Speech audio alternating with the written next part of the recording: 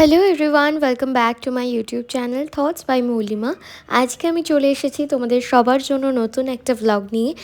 আজকের দিনটা ছিল 28 নভেম্বর, মানে আমার বৌদিয়ার বিদায়ী আর আমাদের বাড়িতে ওয়েলকামের দিন। বৌদিয়ার বিদায়ের মোমেন্টস আমি ক্যাপচার করিনি, কারণ ওই মোমেন্টটা পার্টিকুলারলি এবং ওই রিচুয়ালসটা পার্টিকুলারলি আমার একদম ভালো লাগে না।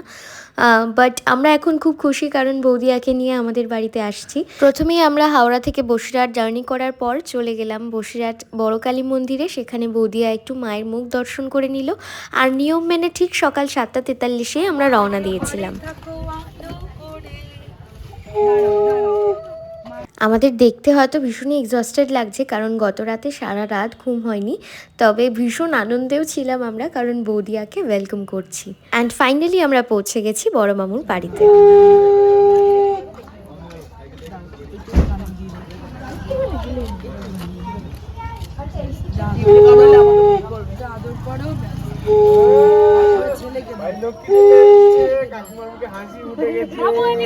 বাবু এদিক দিয়ে নামবি, ওদিক বন্ধ করে দে।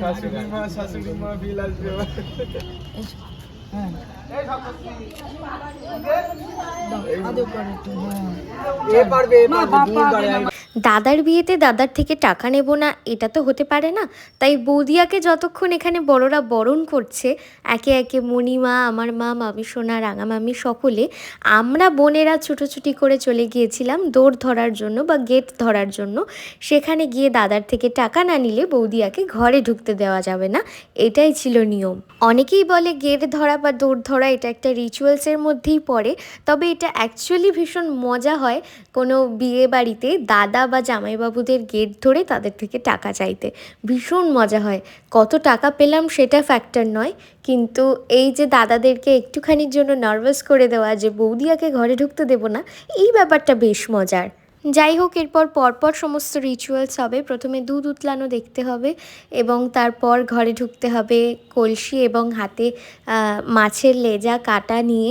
আমাদের বাড়ির যা নিয়ম, বড় মামুর বাড়িতে, আমাদের মামার বাড়িতে যা নিয়ম, প্রথমে আমরা মেন গেটটা ধরেছিলাম, কিন্তু তারপর বড়রা বারণ করাতে আমরা ভেতরে চলে গিয়েছিলাম এবং ভেতরে ঢুকে মেন গেট থেকে বৌদিয়ারা দুধ উতলানো দেখলো।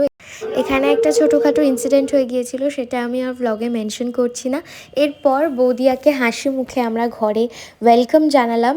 প্রথমে হাতে কলসি নিয়ে এবং কাটা মাছের লেজা নিয়ে আলতা পায়ে ঘরে ঢুকে আসলো আমাদের বৌদিয়া, নতুন মিষ্টি বৌদিয়া, আর সাথে আসলো দাদাই দুধ উতলানো দেখার পর।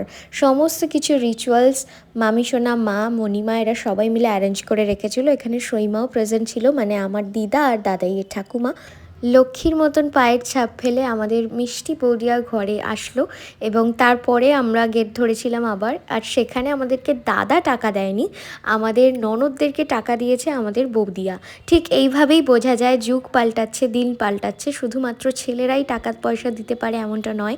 আমাদের বৌদিয়া ভীষণ সেলফ ইন্ডিপেন্ডেন্ট এবং সে নিজে থেকেই তার ননদদেরকে মজার জন্য এবং নিজে থেকে ভালোবেসে বলল এটা তোমাদের পাওনা বলে আমাদেরকে কিছু টাকা আমাদের ধরিয়ে দিল হাতে, যাতে সবাই মিলে ভাগ করে নিতে পারি। এবং দাদা বলল যে আমি আমার শালিদেরকে টাকা দেব।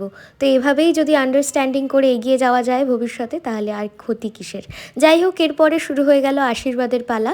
মণিমা আশীর্বাদ করে বৌদিয়াকে দুটো বালা উপহার দিল এবং তারপরে একে একে সমস্ত বড়রাও আশীর্বাদ করতে থাকলো এবং প্রত্যেকে আলাদা আলাদা কিছু গিফটস দিয়ে বৌদিয়াকে বরণ করে নিল।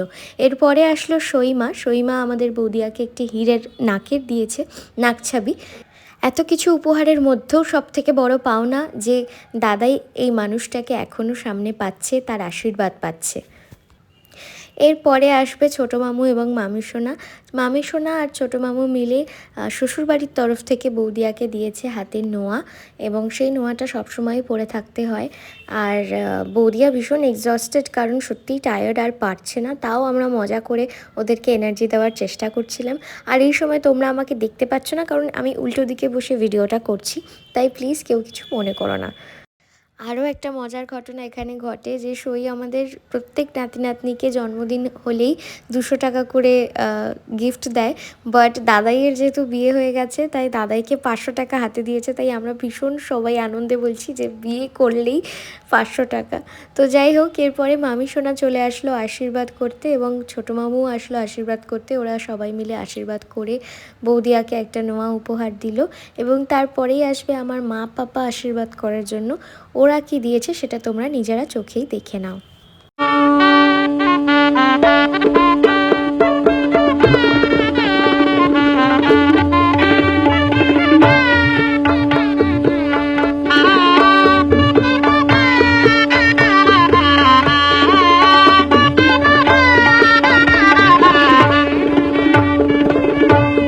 সুন্দর একটা হার কানের গয়নার সেট গিফট করেছে আমার মা বাবা বৌদিয়াকে, আর দাদাইকে কিছু টাকা দিয়েছে, তাতে দাদাই ভীষণ খুশি।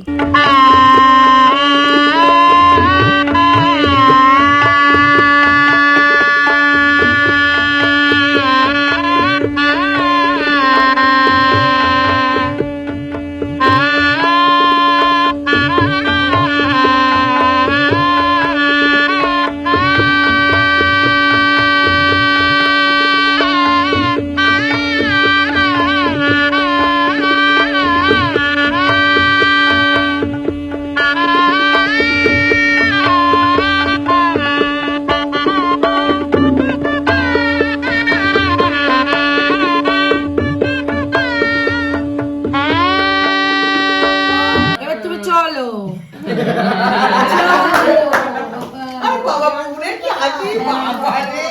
চলো বাবা, পথে এসো। বেশি কথা বললে নো। 1 2 3 এই তো অরিন্দা বৌদি দুজনে হাত দিয়েছে।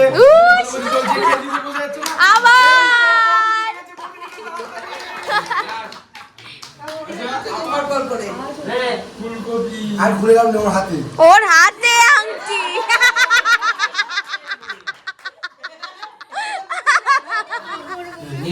এই শোনা যাচ্ছে আওয়াজ। আস্তে আস্তে এমনি গুলিয়ে দে।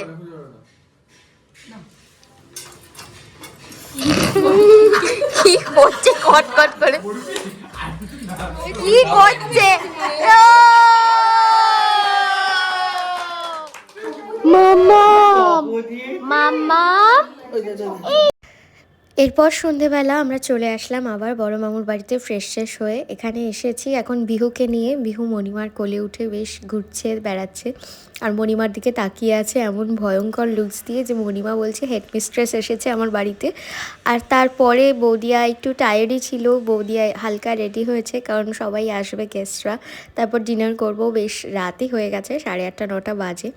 আর আমি এখানে বসে বসে গল্প আড্ডা দিচ্ছি আর চকলেটস খাচ্ছি, ওয়েফার্স খাচ্ছি। আর কি করব, কাল রাত্রি আজকে দাদাইয়ের এই ঘরে ঢোকা একদম বারণ। আর কি অদ্ভুতভাবে জানি না আমার আর দোদুলের আজকে জামা একদম ম্যাচিং হয়ে গেছে। আর এখন মাও চলে এসেছে। এরপরে যাচ্ছি ডিনার করতে। দেখো বৌদিয়া ঘোমটা দিয়ে আছে আর এখান দিয়ে দাদাই চলে যাচ্ছে খাওয়া দাওয়া করে, ওইভাবে ঢাকা দিয়ে যাতে মুখ দেখা না যায়। যাই হোক, আজকের ভিডিওটা এই পর্যন্তই। ভিডিওটা ভালো লাগলে সবাই লাইক করো, শেয়ার করো আর সাবস্ক্রাইব করো আমার চ্যানেল। দেখা হচ্ছে পরের ভিডিওতে, ততক্ষণের জন্য সবাইকে টাটা।